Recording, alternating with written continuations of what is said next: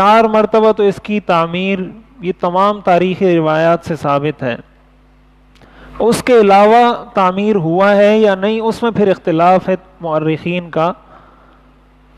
جن 4 جگہوں پر اتفاق ہے ان میں سے پہلی تعمیر جو اس کی ہوئی ہے وہ حضرت ابراہیم علیہ السلام نے کی ہے، جس کا تذکرہ قرآن کریم نے کیا ہے.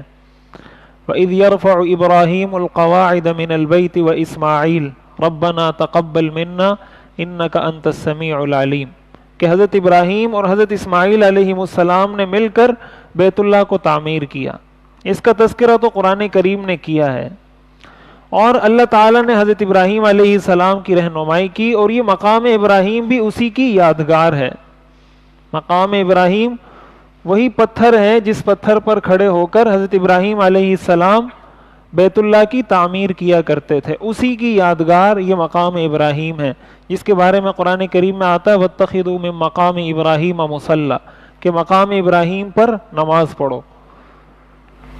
سب سے پہلی تعمیر اس کی حضرت ابراہیم علیہ السلام نے کی، اور حضرت ابراہیم علیہ السلام نے جو اس کی تعمیر کی تھی وہ تعمیر اس کی جو کی گئی تھی، اس کا جو لمبائی تھی اس کی وہ اتنی تھی جتنی انسان کا قد ہوتا ہے، اور اس کے اوپر کوئی چھت نہیں تھی.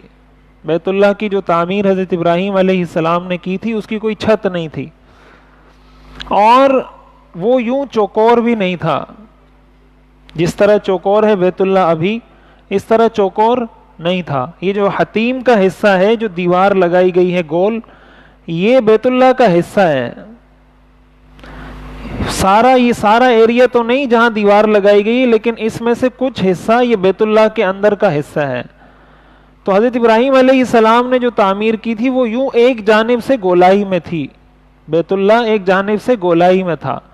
اب جس طرح چوکور ہے اس طرح چوکور نہیں تھا جو حضرت ابراہیم علیہ السلام نے بنایا.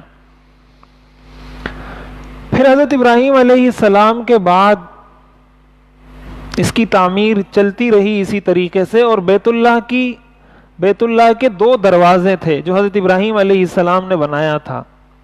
ایک اس کا شرقی دروازہ تھا جو ابھی جو دروازہ ہے، ایک اس کا مغربی دروازہ تھا، یعنی اس کے سامنے دروازہ تھا. ایک سے داخل ہوتے تھے لوگ اور دوسرے سے نکلتے تھے. 2 دروازے تھے اس کے، جس کا حدیث میں تذکرہ آتا ہے.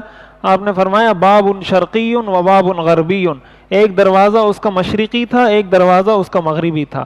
تو ایک دروازے سے داخل ہوتے تھے لوگ، دوسرے دروازے سے نکل جاتے تھے. اور تیسری ایک بات اس میں یہ تھی کہ بیت اللہ کا دروازہ بالکل زمین سے ملا ہوا تھا. جس طرح آج بہت بلند ہے بیت اللہ کا دروازہ، بغیر سیڑھیوں کے کوئی نہیں جا سکتا بیت اللہ میں، اس طرح حضرت ابراہیم علیہ السلام نے نہیں بنایا تھا، بلکہ وہ بالکل زمین سے ملا ہوا دروازہ تھا، مشرقی دروازہ بھی اور مغربی دروازہ بھی. حضرت ابراہیم علیہ السلام نے اس کی تعمیر کی. اللہ تعالیٰ نے حضرت ابراہیم علیہ السلام کو حکم دیا، انہوں نے اس کی صفائی بھی کی، اس کی ساری چیزوں کے انتظامات بھی سنبھالے، اس کا خیال بھی کرتے تھے. پھر حضور علیہ الصلاۃ والسلام کی عمر جب 35 سال تھی، یعنی نبوت ملنے سے 5 سال قبل، تو بیت اللہ کے اندر، یہ بیت اللہ پر یہ اس وقت سے یہ رواج چلا آ رہا